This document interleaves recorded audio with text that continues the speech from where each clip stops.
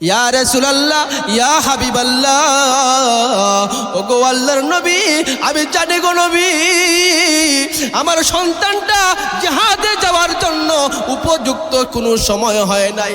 ওগো আল্লাহর নবী, আমি জানি আমার সন্তানটা কাফেরদের মোকাবেলা করার জন্য, কাফেরদের মোকাবেলা করার জন্য শক্তি নাই। ইয়া রাসূলুল্লাহ, ইয়া হাবিবাল্লাহ, কি করব গো নবী, আমার যে উপযুক্ত কোনো সন্তান নাই, আমার যে স্বামী নাই, আমার যে বাবা নাই গো আল্লাহর নবী। ও গো আল্লাহর নবী, আমার স্বামী জিহাদের মধ্যে শহীদ হয়ে গিয়েছে, আমার বাবা জিহাদের মধ্যে শহীদ হয়ে গিয়েছে, উপযুক্ত কোনো সন্তান নাই। ইয়া রাসূলুল্লাহ, ইয়া হাবিবাল্লাহ, এই জন্য কুলের বাচ্চাকে নিয়ে এসেছি।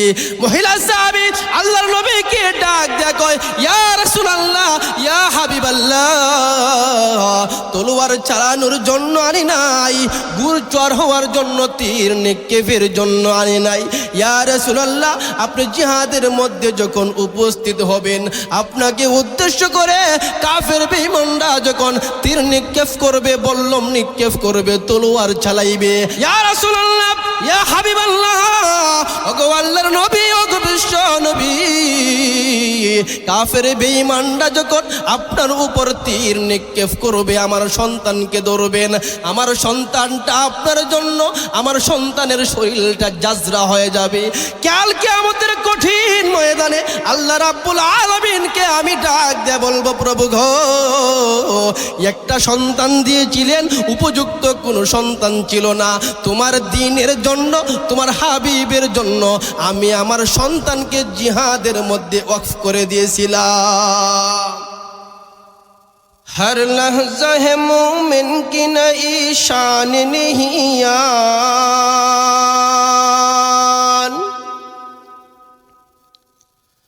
हर लहज़ा है मोमिन की नई शान निहियान, गुफ्तार में किरदार में अल्लाह की बुरहान, गुफ्तार में किरदार में अल्लाह की बुरहान, क़हारी व गफ़्फ़ारी व क़ुद्दूसी व जबरूत, क़हारी व गफ़्फ़ारी व क़ुद्दूसी व जबरूत, ये चार अनासिर हो तो बनते हैं मुसलमान, ये चार अनासिर हो तो बनते हैं मुसलमान। हमसाया ये जिब्रील अमी बंदा ये खाकी,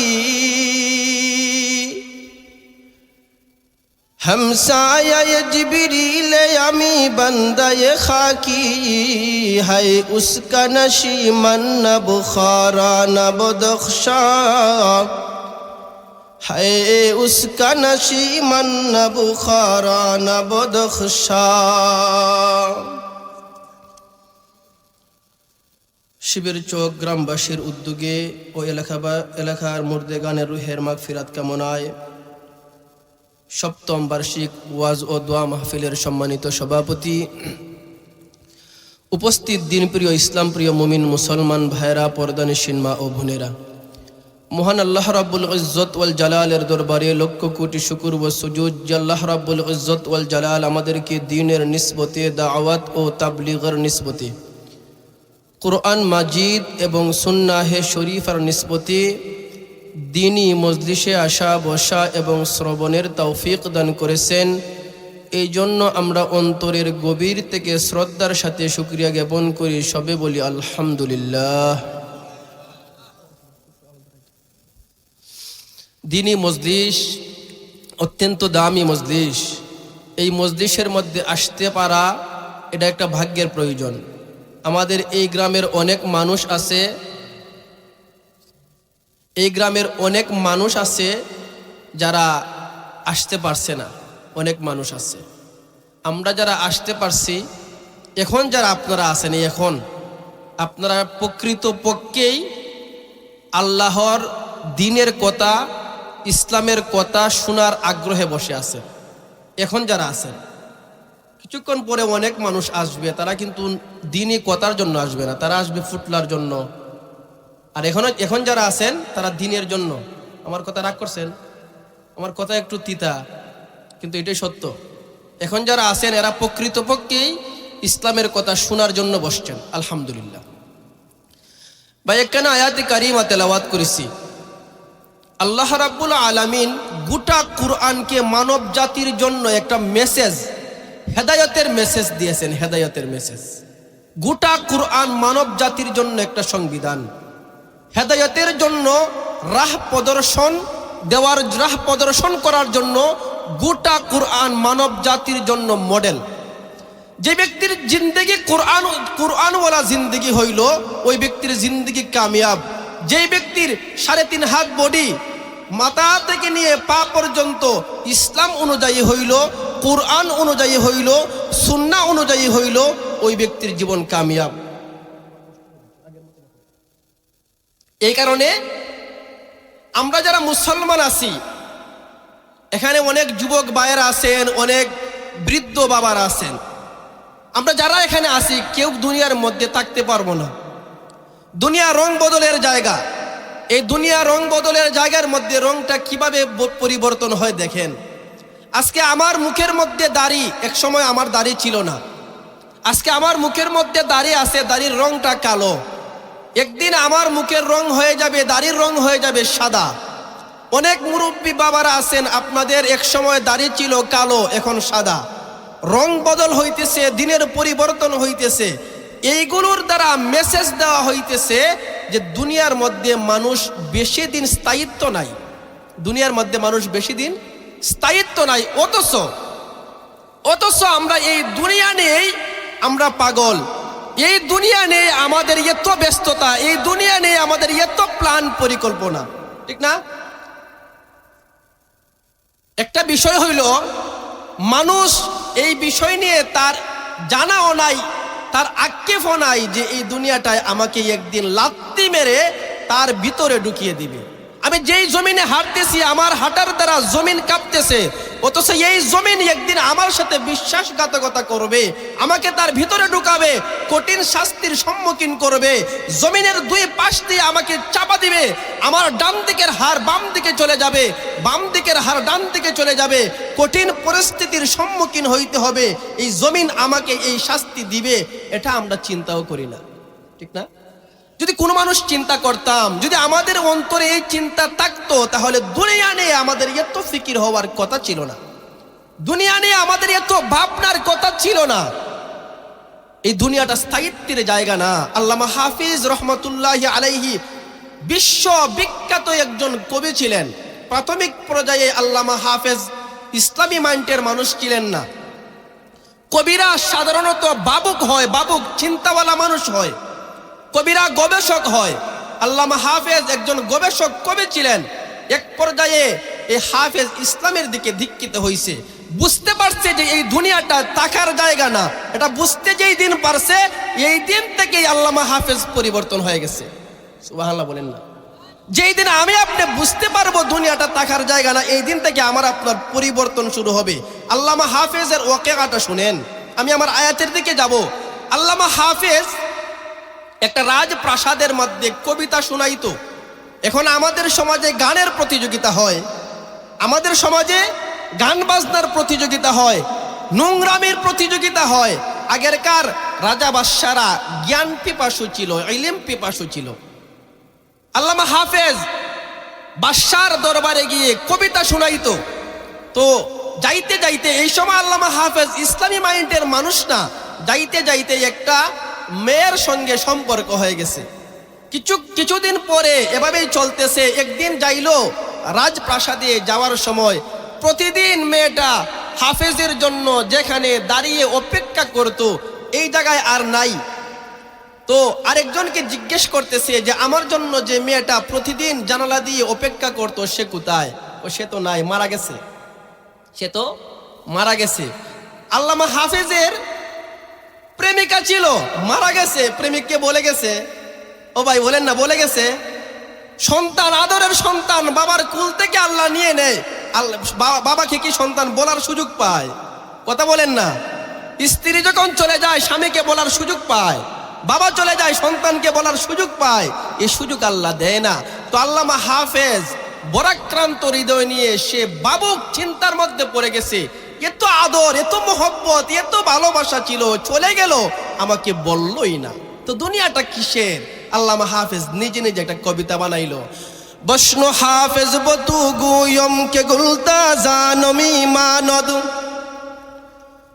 বসনো হাফেজ বতু গুয়ম কে গুলতা জানমি মানদ, আগর মানদ সবই দিগর নমি মানদ, আগর মানদ সবই দিগর নমি মানদ, গুলজ গুলশা জুদা গশতা তরু তাজা নমি মানদ, গুলজ গুলশা জুদা গশতা তরু তাজা নমি মানদ, আগর মানদ সবই দিগর নমি মানদ, আগর মানদ সবই দিগর নমি মানদ, হমেশা ইজ্জতে মেহমা বয়ক খানা নমি মানদ, হমেশা ইজ্জতে মেহমা বয়ক খানা নমি মানদ, আগর মানদ সবই দিগর নমি মানদ, আগর মানদ সবই দিগর নমি মানদ,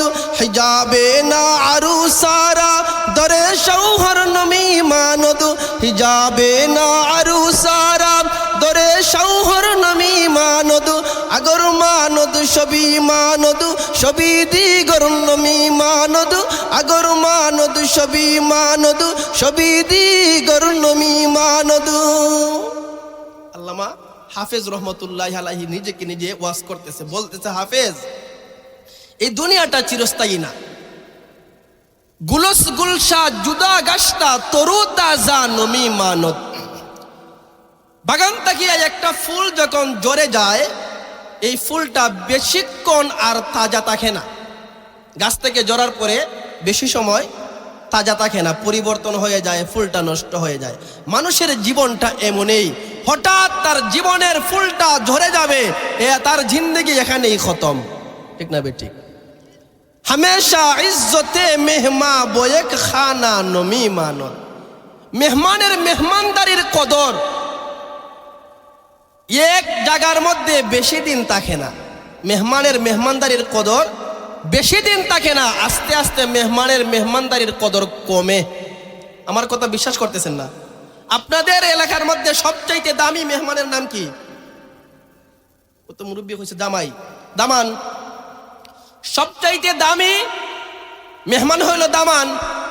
আপনাদের শিবের চকের ওয়াজের মধ্যে আপনাদের অনেক দামান আসছে, এই উপলক্ষে আপনারা গরুর গোশত আনছেন, ওই যে মুরার বাজার থেকে জালালপুর দেখিয়া আনছেন না, অনেকে আনছেন। তো আজকে যে গরুর গোশত আনছেন দামানদের জন্য, কত ভালো আইটেম খাওয়াইলেন।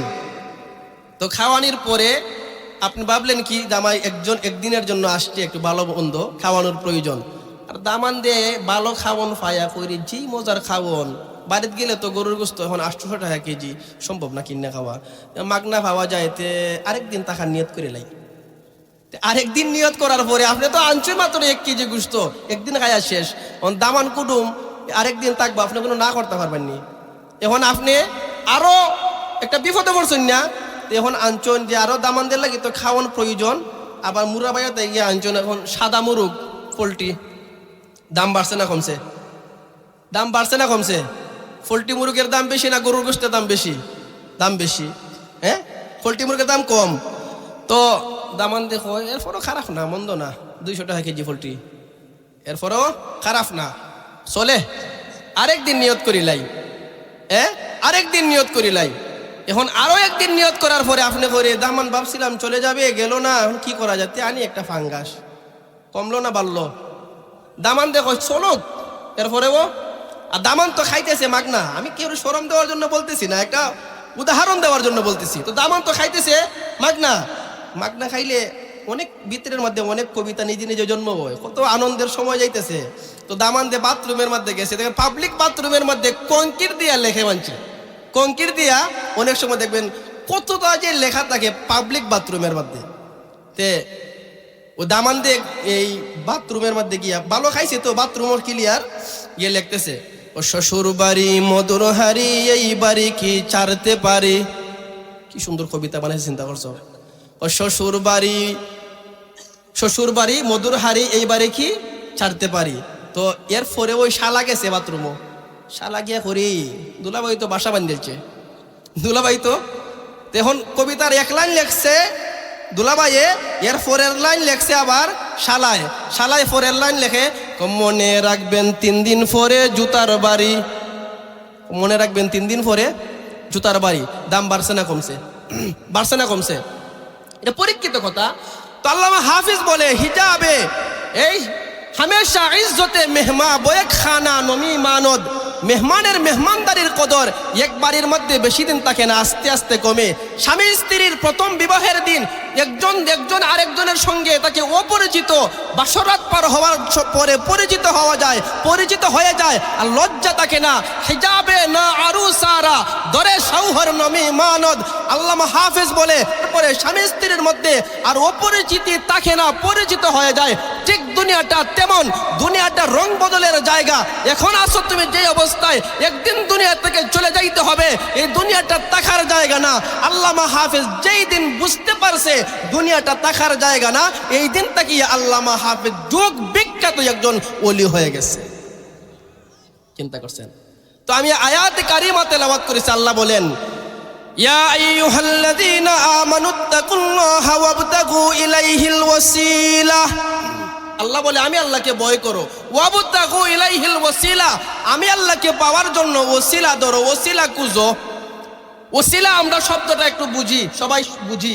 ওসিলা হইল যেই বাচ্চা পেটের মধ্যে বুক লাগে, ওই বাচ্চা কান্না করে, মায়ে বুঝে যে আমার বাচ্চার পেটের মধ্যে ভুক লাগছে, খিদা লাগছে, খাবার দেয়। ওসিলাটা কি? কান্না। কান্নাটা করার কারণে মা খাবার দিছে। আল্লাহ রাব্বুল আলামিন তার বান্দাদেরকে মাফ করার জন্য ওসিলা খুঁজেন, ওসিলা তুকায়। ওসিলা যদি পেয়ে যায়, আল্লাহ তার বান্দাদেরকে ওসিলার মাধ্যমে মাফ করে দিবেন। বিষয়টা বুঝতে পারছেন? ওসিলার মাধ্যমে মাফ করে দিবেন। কাল কিয়ামতের কঠিন ময়দানে আল্লাহ রাব্বুল আলামিন যখন সমস্ত মানুষদেরকে হিসাব নিকাশ করবেন, সমস্ত মানুষদেরকে যখন কিয়ামতের দিন তুলবেন, একদল মানুষকে আল্লাহ রাব্বুল আলামিন কিয়ামতের দিন তোলার পরে, উঠানোর পরে হিসাব নিকাশ করবেন। নেকি এবং বদির মধ্যে হিসাব নিকাশ করার পরে দেখবেন নেকির পাল্লাটা হালকা, বদির পাল্লাটা ভারী। বান্দারে, নেকি এবং বদির মধ্যে হিসাব করা হয়েছে, নেকির পাল্লা হালকা, বদির পাল্লা ভারী। যাও তুমি জাহান্নামের মধ্যে চলে যাও। ওই বান্দাদেরকে আল্লাহ রাব্বুল আলামিন জাহান্নামে যাওয়ার জন্য যখন আদেশ করবে, বান্দাটা তখন দৌড় দিবে জাহান্নামের দিকে। রব্বুল আলামিন ডাক দিয়ে বলবে, ফেরেশতারা রে, আমার বান্দারে আটকা, আমার বান্দারে আমার কাছে নিয়ে আয়। ওই বান্দাকে আল্লাহর কাছে আনার পরে আল্লাহ রাব্বুল আলামিন তখন ডাক দিয়ে বলবে, বান্দারে, তুমি অবশ্যই জানো জাহান্নামটা একটা কঠিন আযাবের জায়গা। এরে বান্দা, তাও জানো জাহান্নামের মধ্যে যাওয়ার পরে আর কোনোদিন তুমি শান্তি পাবে না। তোমাকে জাহান্নামে যাওয়ার জন্য আদেশ করলাম, তুমি দৌড় দিয়া তুমি জাহান্নামে পড়ার জন্য দৌড় দিলা। কারণটা কি? ওই ব্যক্তি জাহান্নামী তখন ডাক দেয়, বলে প্রভু, আলেম উলামাদের জবান থেকে আমি আপনার জাহান্নামের কথা শুনেছি, জান্নাতের কথাও শুনেছি। প্রভু গো, দুনিয়ার মধ্যে মানি নাই, আপনার হুকুম আহকামগুলো সঠিকভাবে পালন করি নাই। ওগো প্রভু, আজকে আমি মনে মনে ইরাদা করেছি, আজকে আপনি আমাকে যেই হুকুম করবেন, আমার পক্ষে হোক অথবা বিপক্ষে হোক, হুকুমটা করতে দেরি হবে, এটা মানতে আমি একটা মুহূর্ত লেট করব না।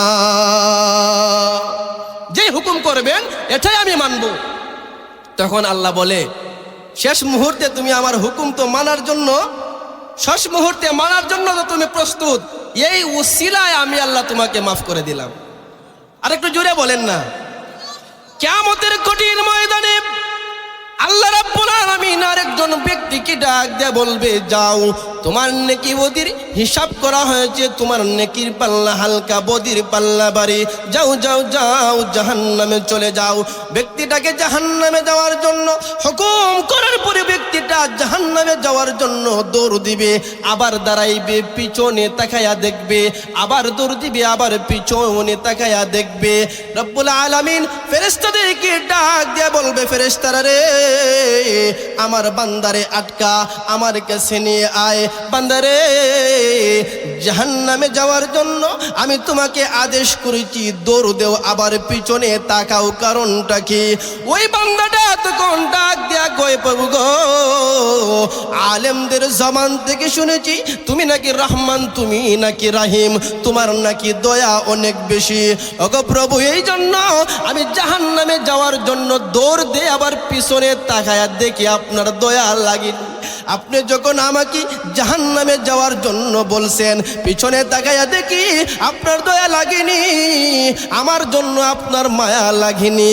আল্লাহ রাব্বুল আলামিন কয়, বান্দারে, আমি আল্লাহর দয়ার উপর তোর যে এত বিশ্বাস, এত ঈমান, আমি আল্লাহ রহমানিয়তের খাতিরে আমি আল্লাহ তোর জিন্দেগির সমস্ত গুনাহ খাতা মাফ করিয়া দিলাম।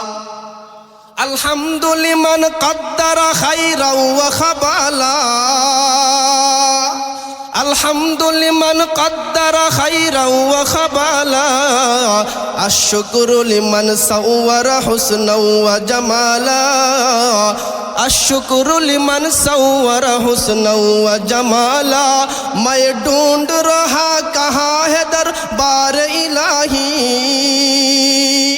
मैं ढूंढ रहा कहाँ है दरबार इलाही, मोहब्बत में तेरा दम बदम रखना है मौला, मोहब्बत में तेरा दम बदम रखना है मौला, मोहब्बत में तेरा दम बदम रखना है मौला, तेरे नाम में जीना है, तेरे नाम से मरना, तेरे नाम में जीना है, तेरे नाम से मरना, हमें तू दुष्ट बना ले, हमें तू मस्ती बना दे।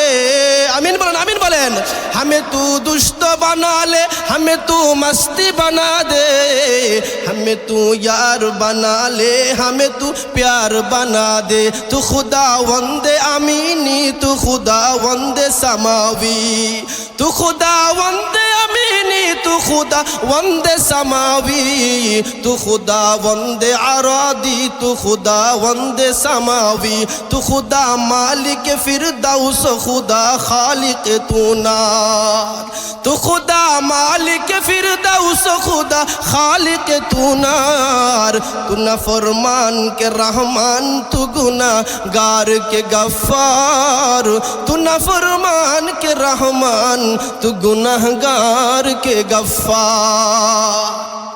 রব্বুল আলামিন গুনাহগার বান্দাদেরকে উসিলা খুঁজবেন, উসিলার মাধ্যমে আল্লাহ রব্বুল আলামিন মাফ করে দিবেন। অন্যথায় কিয়ামতের কঠিন ময়দানে কেউ নেকির দ্বারা, শুধু নেকির দ্বারা জাহান্নাম থেকে বাঁচবেন উপায় নাই। শুধু নেকির দ্বারা জাহান্নাম থেকে বাঁচা সম্ভব না, কারণ আপনার কেমন নেকি। 60 থেকে 70 বছর জিন্দেগিকে আপনি হিসাব করেন, 24 ঘন্টাকে আপনি কয় ঘন্টা আল্লাহর জন্য ব্যয় করছেন, কয় ঘন্টা নিজের জন্য কাটাইছেন, হিসাব করেন।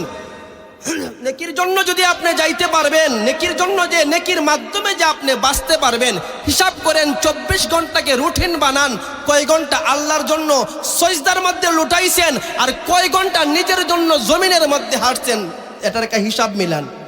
হিসাব মিলাইলে দেখবেন কি 24 ঘন্টার মধ্যে 3 ঘন্টাও আল্লাহর জন্য নাই। ঠিক না বে ঠিক? 3 ঘন্টাও আল্লাহর জন্য নাই। কিয়ামতের কঠিন ময়দানে আল্লাহ রাব্বুল আলামিন একটা নেককার ব্যক্তি, নেকি বেশি করনেওয়ালা একজন ব্যক্তিকে আল্লাহ হাজির করবেন। ওই ব্যক্তির নেকির পরিমাণ কত জানেন? ওই ব্যক্তি আল্লাহর ইবাদত বন্দেগীর মধ্যে সে সময় কাটাইছে 500 বছর। সুবহানাল্লাহ, একটু আস্তে কইন। 500 বছর। আমার আপনার হায়াতই তো 60 থেকে 70 বছর। ওই ব্যক্তির 500 বছরের আমল, ওই ব্যক্তিকে যখন কিয়ামতের দিন আল্লাহর কাছে হাজির করা হবে, আল্লাহ বলবে, বান্দা যাও আমি আল্লাহ তোমার উপর সন্তুষ্ট হইয়া আমি আল্লাহ তোমাকে দয়া করে মায়া করে মুহব্বত করে জান্নাতি দিয়ে দিলাম। ওই 500 বছর ব্যক্তি আমল করেনেওয়ালা ব্যক্তি কয় আল্লাহ এটা কি বললেন, আমার যুক্তিতে মিলল না। ওই 500 বছর আমল করেনেওয়ালা ব্যক্তি আল্লাহকে বলে, আল্লাহ আপনার কথার সঙ্গে আমার যুক্তি মিলল না। কেন? আমল করলাম 500 বছর, আপনি আমাকে দয়ার দ্বারা জান্নাতে দিবেন, এটার কারণ কি? আমি তো আমলের দ্বারাই জান্নাতে যাইতে পারি। চিন্তা করছেন? আমি তো আমলের দ্বারাই জান্নাতে যাইতে পারি, আপনি দয়ার দ্বারা জান্নাতে দিবেন কেন? আল্লাহ বলে কথা সত্য। ঠিক আছে, কথা সত্য। তাহলে একটা পরীক্ষা হোক, আমি আল্লাহ যে 7 আসমান জমিন বানাইলাম, আমি আল্লাহ যে কত কিছু বানাইলাম, নিয়ামতরা যে দিলাম, ইহার একটু বোঝারও প্রয়োজন, হিসাব নিকাশেরও প্রয়োজন। যাও তুমি কিয়ামতের মাঠটা একটু ঘুরে আসো, কিয়ামতের ময়দানটা একটু চক্কর দেও, ঘুরো। সুবহানাল্লাহ বলেন না? আর একটু জোরে বলেন না? আল্লাহ রাব্বুল আলামিন ওই ব্যক্তিকে যখন বলবে কিয়ামতের দিন কিয়ামতের মাঠটা ঘোরার জন্য, ওই ব্যক্তি কিয়ামতের মাঠ ঘোরার জন্য বের হবে। কিছুক্ষণ হাঁটার পরে ওই ব্যক্তিটা পিপাসার্ত হয়ে যাবে, তৃষ্ণার্ত হয়ে যাবে। আমার ভাইরা, এই তৃষ্ণাটা যেমন তেমন তৃষ্ণা হবে না, তৃষ্ণাটা স্বাভাবিক কোনো তৃষ্ণা হবে না। আমাদের জমিনের মধ্যে আমরা আসি বৈশাখ মাসে, আমাদের পানির পিপাসা কেমন লাগে? বৈশাখে যারা বৈশাখের কাজ করেন কি পরিমাণ পানির পিপাসা লাগে। কিয়ামতের কঠিন ময়দানে মাথার আধ হাত উপরে থাকবে সূর্যটা, জমিনটা থাকবে তামার জমিন। বন্ধু গো, বিষয়টা স্বাভাবিক বিষয় না, সময়টাও স্বাভাবিক সময় হবে না। রব্বুল আলামিন ওই ব্যক্তিকে যখন বলবে যাও কিয়ামতের মাঠটা ঘুরে আসো, কিয়ামতের মাঠটা পরিদর্শন করো, বান্দা যখন কিছুক্ষণ হাঁটবে, কিছুক্ষণ হাঁটার পরে পানির পিপাসা লাগবে, তৃষ্ণা লাগবে, নাই নাই নাই পানির কোনো ব্যবস্থা নাই, চতুর্দিকে খুঁজবে কোনো পানির ব্যবস্থা নাই, পানি পাওয়া যায় না। কে গো তুমি আমাকে কেউ আছো কি যে পানি খাওয়াইয়া পানি পান করাইয়া তৃষ্ণাটা নিবারণ করবে? ওই দূর দেখা যায় কে যেন 1 গ্লাস পানি নিয়ে দাঁড়িয়ে আছে। তখন ওই ব্যক্তি বলবে, কে গো দাও না আমাকে তোমার 1 গ্লাস পানি, দেও না, আমার পানির পিপাসা লাগছে, আমার তৃষ্ণা লাগছে, তৃষ্ণাটা নিবারণ করে। ওই পানিওয়ালা ব্যক্তিটা তখন ডাক দিয়া বলবে, না, কিয়ামতের কঠিন ময়দানে কোনো মানুষকে বিনিময় ছাড়া কোনো জিনিস দেওয়া হবে না, দেওয়া যায় না। এটা দুনিয়া না রে বন্ধু, এখানে চাইলেই যে কোনো জিনিস পাওয়া যায় না, বিনিময়ে দিতে হয়। বলো না গো কি দিতে হবে, কিসের বিনিময়ে পানি দিবে? তখন ওই পানিওয়ালা ব্যক্তিটা ডাক দেয়, কই বন্ধু যদি পানি পান করতে চাও তাহলে ইহার বিনিময়ে নেকি দিতে হবে। বলো না গো কি পরিমাণ নেকি দিতে হবে? পানিওয়ালা ব্যক্তি বলে, আরে ভাই শোনো, যদি পানি পান করতে চাও তাহলে তোমার জিন্দেগির 250 বছরের আমল দিতে হবে। যদি 250 বছরের আমল আমাকে দিয়ে দাও, ইহার বিনিময়ে আমি তোমাকে 1 গ্লাস পানি দিব। 1 গ্লাস পানির বিনিময়ে কয়দিনের আমল? জুড়ে বলেন, কয়দিনের আমল? 250 বছরের আমল। ওই ব্যক্তিটা তখন পানিওয়ালা ব্যক্তিকে ডাক দেয়, বলবে, বাইরে কলিজা ফাটা পিপাসা, আমার কলিজা ফেটে যাইতেছে, পানির পিপাসায় জীবন চলে যায়। আরে ভাই শুনো, 250 বছরের আমল নিয়ে নাও, তারপর 1 গ্লাস পানি আমাকে দেও। 1 গ্লাস পানির বিনিময়ে 250 বছরের আমল দিয়ে দিবে। আমার ভাইয়েরা, ওই ব্যক্তিটা 250 বছরের পানি আমলের বিনিময়ে 1 গ্লাস পানি পান করার পরে আবার সামনে কিছুক্ষণ হাঁটবে। সামনে কিছুক্ষণ হাঁটার পরে তখন আবার ওই ব্যক্তিটা তৃষ্ণার্ত হয়ে যাবে, পানির পিপাসা লাগবে। কে গো আমাকে দাও না 1 গ্লাস পানি, দাও না, আমার পানির পিপাসা লাগছে, তৃষ্ণা লাগছে। হঠাৎ কে যেন পানি নিয়ে দাঁড়িয়ে আছে, না এখানে বিনিময় ছাড়া দেওয়া যাবে না, বিনিময় লাগবে। বলো না গো কি বিনিময় দিতে হবে? পানিওয়ালা ব্যক্তি আবার বলে, ভাই তুমি যদি পানি পান করতে চাও তাহলে তোমার জীবনের শেষ সম্বল 250 বৎসরের আমল দিতে হবে। যদি 250 বৎসরের আমল তুমি দিয়ে দাও, ইহার বিনিময়ে আমি তোমাকে আমার এই 1 গ্লাস পানি তোমাকে আমি দান করতে পারি, দিতে পারি। ওই ব্যক্তি তখন ডাক দেয়া বলে, ভাই জীবন চলে যায়, কলিজা ফাটা আমার পিপাসারে ভাই, জীবন চলে যায়, জীবন বাঁচানোর প্রয়োজন। পানির জন্য আমি তোমাকে 250 বছরের আমল দিয়ে দিব, তারপরও আমাকে 1 গ্লাস পানি দেও। 1 গ্লাস পানি পান করার পরে ওই ব্যক্তিটার আর আমলের তলির মধ্যে কোনো আমল নাই। আসেনি? আর একটু জোরে বলেন, আসেনি? ওই ব্যক্তিটার আমল আর সব কিছু বিলীন হয়ে গেছে। ওই ব্যক্তিটার আমল নাই, শূন্য হাতে। আল্লাহ রাব্বুল আলামিনের কাছে ডাক দেয়া বলবে, প্রভু গো বুঝতে পেরেছি গো প্রভু, কিয়ামতের কঠিন ময়দানে কোনো বান্দা আমলের দ্বারা শুধু জান্নাতে যাইতে পারবে না। ওগো প্রভু আমি বুঝতে পেরেছি, কোনো বান্দা এমন হবে না কিয়ামতের কঠিন ময়দানে শুধু আমলের দ্বারা বাঁচতে পারবে। তুমি রহমানের দয়া আর ভালোবাসা ছাড়া কেউ জান্নাতে যাওয়া সম্ভব না, কেউ জান্নাতে যাওয়া সম্ভব না। এই জন্য কিয়ামতের কঠিন ময়দানে আল্লাহ রাব্বুল আলামিন ওসিলার মাধ্যমে অনেককে মাফ করে দিবে। আমার পরের আয়াতের পরের অংশের মধ্যে আল্লাহ রাব্বুল আলামিন বলে, ওয়াজাহিদু ফি সাবিলিহি লাআল্লাকুম তুফলিহুন। আল্লাহ বলে, আর যদি তোমরা কৃতকার্য হইতে চাও, ফালাহ সাকসেসফুল, এটা আমরা বেশি বুঝি সাকসেসফুল শব্দটা। সাকসেসফুল যদি হইতে চাও তাহলে তোমরা জিহাদ করো। সাকসেসফুল হওয়ার জন্য আল্লাহ একটা মাধ্যম বলছে, এটা কি? একটু জুড়ে বলেন না কি? জিহাদ। সাহাবায়ে কেরাম জিহাদের মাধ্যমে সাকসেসফুল হওয়ার জন্য, জিহাদের মাধ্যমে সাহাবায়ে কেরাম নিজেদের জীবনকে বিলীন করার জন্য সব সময় প্রস্তুত থাকতেন। আল্লাহু আকবার বলেন। সব সময় প্রস্তুত। স্ত্রী পুত্র একদিকে, আরেকদিকে আল্লাহর দ্বীন কায়েমের জন্য জিহাদ। স্ত্রী পুত্রকে জমিনের মধ্যে রেখে, স্ত্রী পুত্রকে ঘরের মধ্যে রেখে নিজের তাজা রক্তকে আল্লাহ রাস্তায় বিলীন করার জন্য সাহাবায়ে কেরাম সব সময় প্রস্তুত থাকতেন। সুবহানাল্লাহ বলবেন না? আপনাদের সুবহানাল্লাহর আওয়াজে বোঝা যায় যে হুজুর আমরাও তো সবসময় এরকমই থাকি, জিহাদে যাওয়ার জন্য স্ত্রী পুত্র দ্বন্দ্ব সব বাদ দিয়ে আমরা তো জিহাদই খালি করি। নবীজির নামে যখন কটূক্তি করা হয়, রাজপথে মিছিল দেওয়ার জন্য যদি বলা হয়, ঘর থেকে বের হয় না, কি জানি পুলিশের ডান্ডার বাড়ি খাওয়া লাগে, আমরা আবার জিহাদ করি। আমাদের ঈমান বড় শক্ত, হ্যাঁ আমাদের ঈমান বড় শক্ত। আল্লাহর নবীর সাহাবী হযরত আলী রাদিয়াল্লাহু তাআলা আনহুকে হাসান রাদিয়াল্লাহু তাআলা আনহু ডাক দেয়া কয়, বাবা গো আপনি আমাকে কেমন মোহব্বত করেন? কয় অনেক মোহব্বত করি। ও বাবা বলো না আমার ভাইকে কেমন মোহব্বত করেন? আরে হাসান তোকে মোহব্বত করি, তোর ভাইকে অনেক মোহব্বত করি। ওগো বাবা বলো না আমার মা ফাতেমাকে আপনি কেমন মোহব্বত করেন? তোর মা ফাতেমাকেও মোহব্বত করি।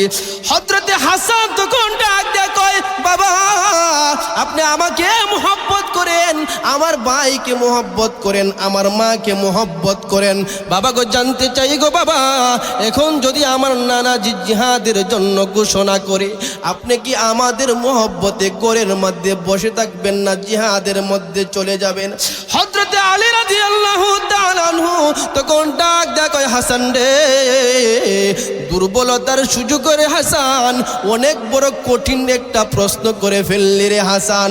আরে হাসান শুন, আমি তোকে মোহব্বত করি, তোর ভাইকে মোহব্বত করি, তোর মাকে মোহব্বত করি, কিন্তু রে হাসান তুই জানোস না তোর নানাজি এবং ইসলামকে এবং আল্লাহকে আমি কি পরিমাণ মোহব্বত করি।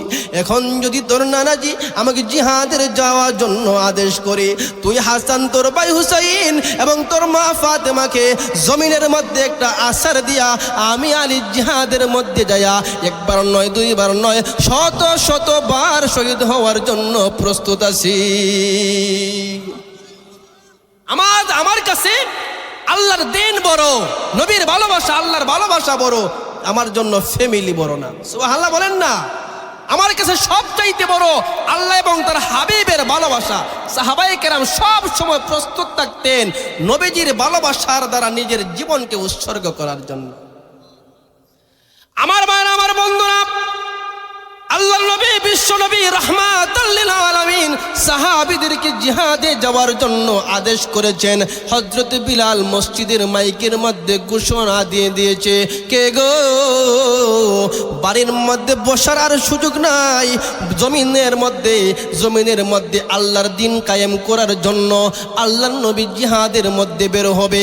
আমার ভাইরা, আমার বন্ধুরা, হযরত আলী রাদিয়াল্লাহু তাআলা আনহু জিহাদের জন্য মাইকের মধ্যে ঘোষণা দেওয়ার পরে সাহাবায়ে কেরাম জিহাদের জন্য বের হয়ে গেল। একটা মহিলা সাহাবী ঘরের মধ্যে দরজাটা বন্ধ করিয়া কান্দে, চোখের পানি ফেলাইয়া কান্দে। 6 বছরের একটা সন্তান মাকে ডাক দেয়া কয়, মা গো, কে তোমাকে আঘাত করেছে, কে তোমাকে কষ্ট দিয়েছে? ওগো মা বলো, কে তোমার চোখের পানি নির্গত করার কারণটা কে গো মা? কে তোমাকে কান্না করার জন্য বাধ্য করেছে? মা তখন ডাক দেয়া কয়, বাবা রে, দেখোস না রে বাবা, হযরত বিলাল জিহাদের জন্য আদেশ করতেছে, ঘোষণা করতেছে, নাই আমার উপযুক্ত সন্তান নাই, স্বামী নাই, বাবা নাই, কাকে আমি জিহাদের মধ্যে দিব? এই জন্য বরাক্রান্ত হৃদয় নিয়া আমার চোখ দিয়া পানি পড়তেছে, পানি ঝরতেছে। আমার ভাইরা, ওই 6 বছরের শিশু সন্তানটা তখন মাকে ডাক দেয়া কয়, মা গো, তোমার সন্তান যদি বড় হইতো জিহাদের মধ্যে দিতে গো মা, আমি 6 বছরের সন্তান হয়ে তোমাকে কথা দিতেছি মা, তুমি মাকে মুজাহিদের মা না বানাইয়া, শহীদের মা না বানাইয়া আমি ঘরের মধ্যে ফিরত আসব না। আমি তোমাকে মুজাহিদের মা বানাবো, শহীদের মা বানাইয়া ঘরের মধ্যে ফিরবো।